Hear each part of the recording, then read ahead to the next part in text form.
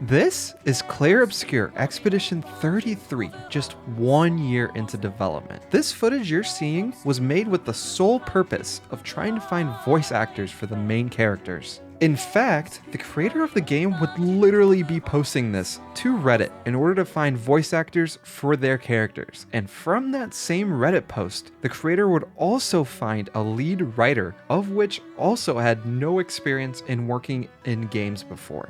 In fact, her previous role was an investor at a private equity company. To top it off, the composer for the game's soundtrack had never written a game soundtrack before, and he was brought on after the director of the game found him off of SoundCloud. And to put this into perspective, most AAA games like Fortnite or Call of Duty are backed by hundreds of developers across dozens of different departments. So this begs the question, how did a team that's smaller than the Call of Duty microtransaction department craft the most visually incredible and most impactful RPG we've seen in years? Clair obscur,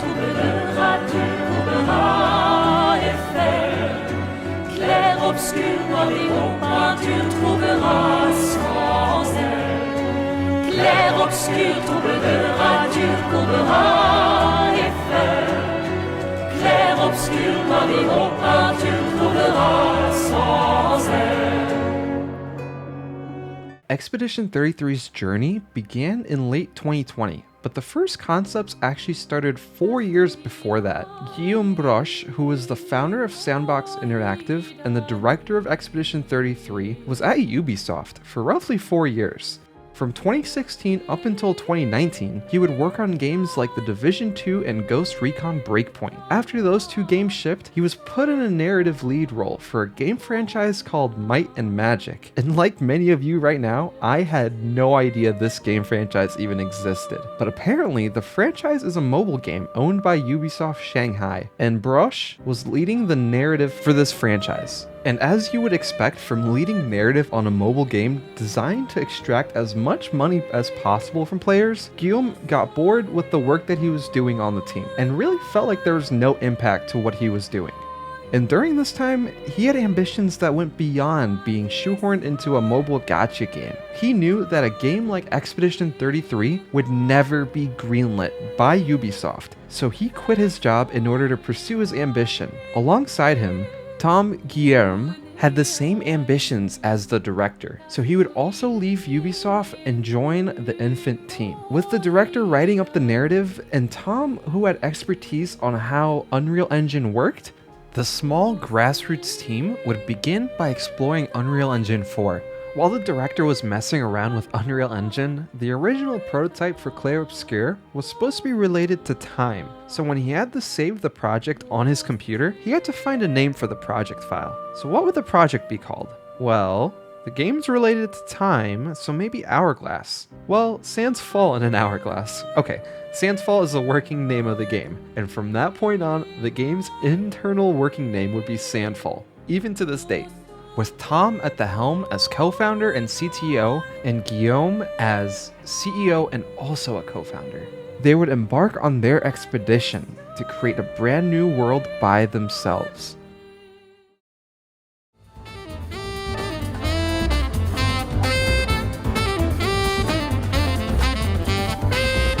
Now that the studio had been founded, it was time to actually build up the game. Since Guillaume wanted this game to have a big focus on narrative, he began reaching out anywhere he could to find people who would be interested in helping the passion project evolve into something a bit more serious. He created this post on the subreddit r/recordthisforfree, looking to cast actors for the main roles of the game, including, of course, Mayel.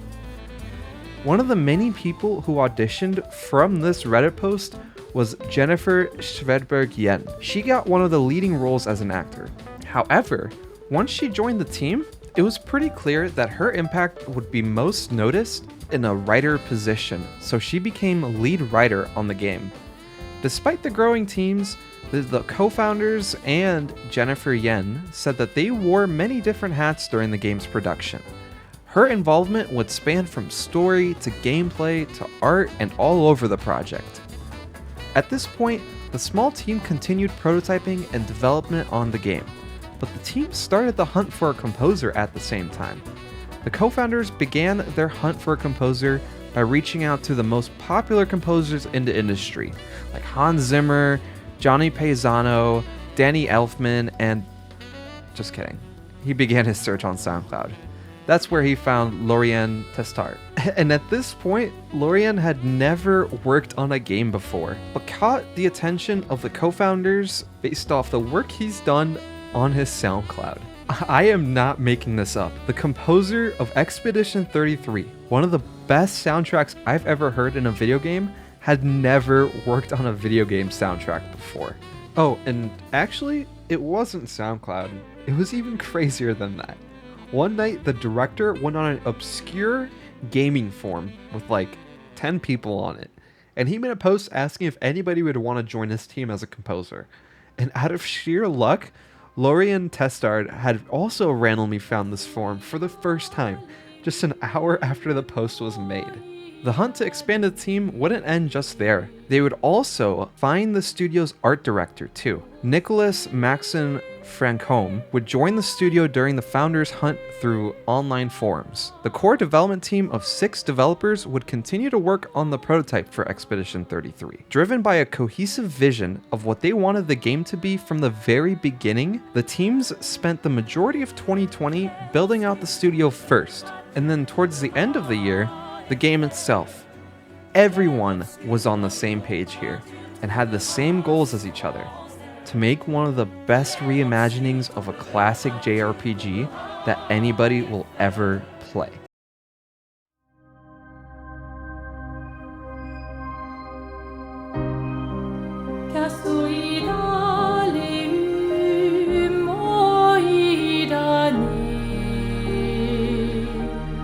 By April 2021, Sandfall moved into a bigger office, and the core development team working on Expedition 33 started to expand. The team went from 6 employees to now more than 15 working on the game, comprising mostly of junior-level engineers who didn't really have any experience in making games before, but were just as ambitious as the rest of the studio. The once grassroots passion project was starting to evolve into something bigger. By mid-2021, they were putting the finishing touches on a newer, rebooted demo, something small but was polished enough to attract attention. The original version of Expedition 33 was more Victorian, but these were all assets comprised of the Unreal Engine asset store, just as a quick way to rapidly create a simple prototype. But as the studio's new art director joined, they shifted directions a bit.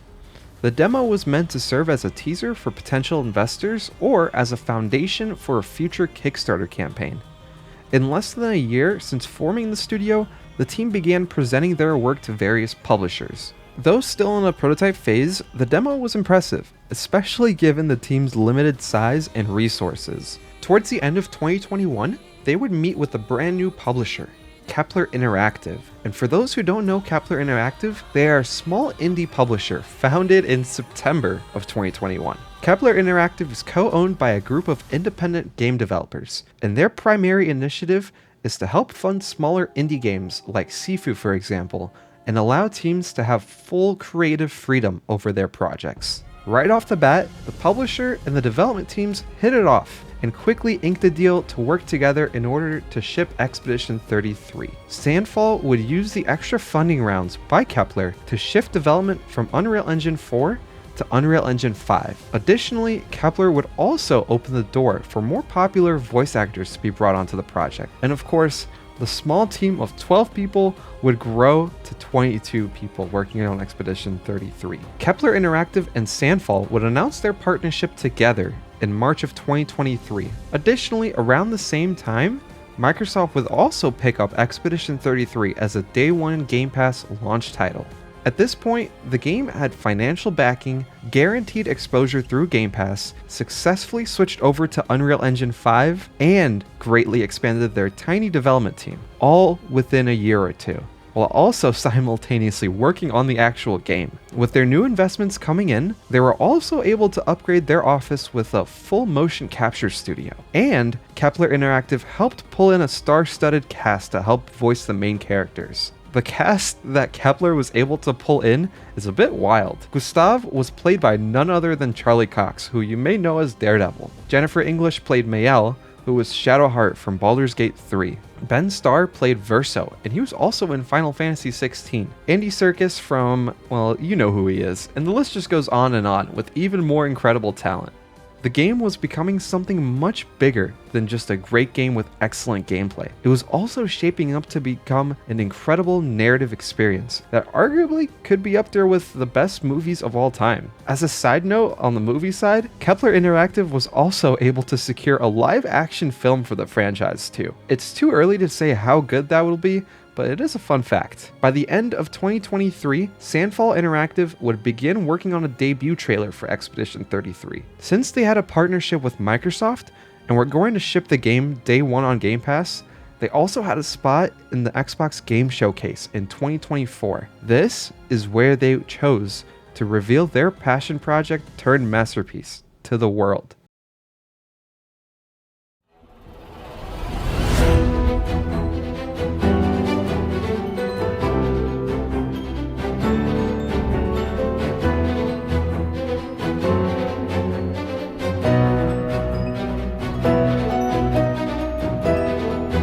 Sandfall Interactive would reveal the game to the world in June of 2024, and right off the bat, everybody was enthralled by the world that Sandfall had introduced us to. Typically, when a game spends 6 years in development, we would consider it to be stuck in development hell, or a case of too many cooks in the kitchen. However, with Sandfall Interactive and Expedition 33, a 6-year development cycle is actually a pretty remarkable turnaround. I know it sounds a bit crazy to say, but just looking at all of the accomplishments the studio made within the development cycle really helps highlight this point.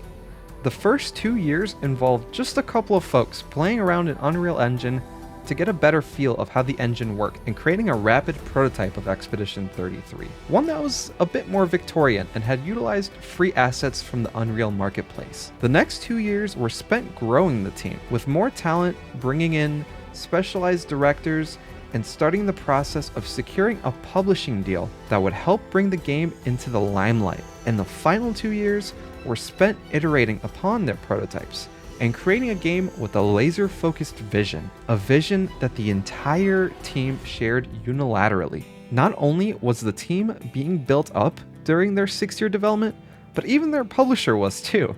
The CEO of Sandfall really hit it out of the park when he said something along the lines of, "You can accomplish so much when working with a smaller publisher team." Kepler and Sandfall both had double-digit employees, so the CEOs found it really easy to interface with each other. Alongside the fact that the studio had full creative control, the relationship between the two companies was solely dedicated to crafting the best game they possibly could, with no middlemen trying to squeeze money out of the players. Just 2 months later, the team would put out a 6-minute gameplay reveal. This reveal would showcase all of the work that they had done thus far during development. At this point, the gameplay they showed off looked to be almost identical to the final version we would get a couple months later, so it's safe to say the work that remained at this point was bug fixing and minor UI changes. By the end of 2024, the team had finally finished the core development of the game, and it was time to celebrate. They knew that the game would be releasing next year, and they anxiously waited fans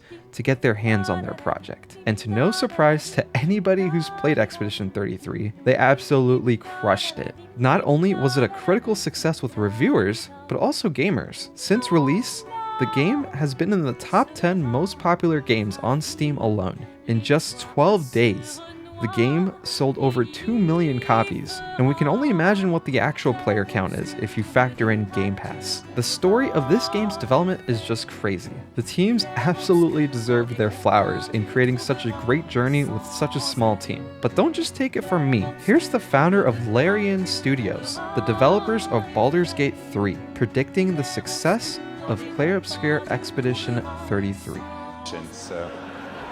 So it turns out that not only will I be the one who will know as first which game wins tonight, I actually also know which game is going to win next year, the year after, and the year after. Now, how do I know this? Well, an oracle told me. She said, change is coming. The oracle told me that the game of the year 2025 was going to be made by a studio who found the formula to make it up here on stage. It's stupidly simple, but somehow it keeps on getting lost. Studio made their game because they wanted to make a game that they wanted to play themselves. They created it because it hadn't been created before. They didn't make it to increase market share. They didn't make it to serve as a brand.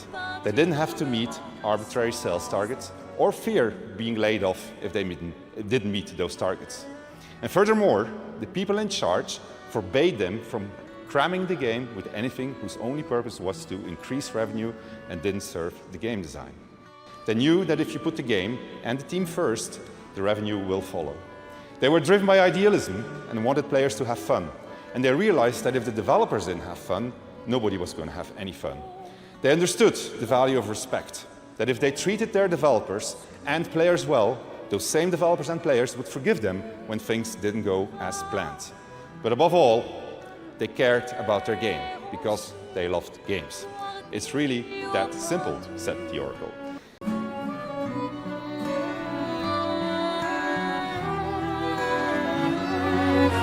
Clair obscur, trouveras, tu trouveras effet. Clair obscur, Marie tu trouveras sans elle. Clair obscur, trouveras, tu trouveras effet. Clair obscur, Marie tu trouveras sans elle. C'est vraiment une expérience qui a été très importante pour moi. J'ai pleuré pendant 2 jours, j'ai rigolé, c'était formidable.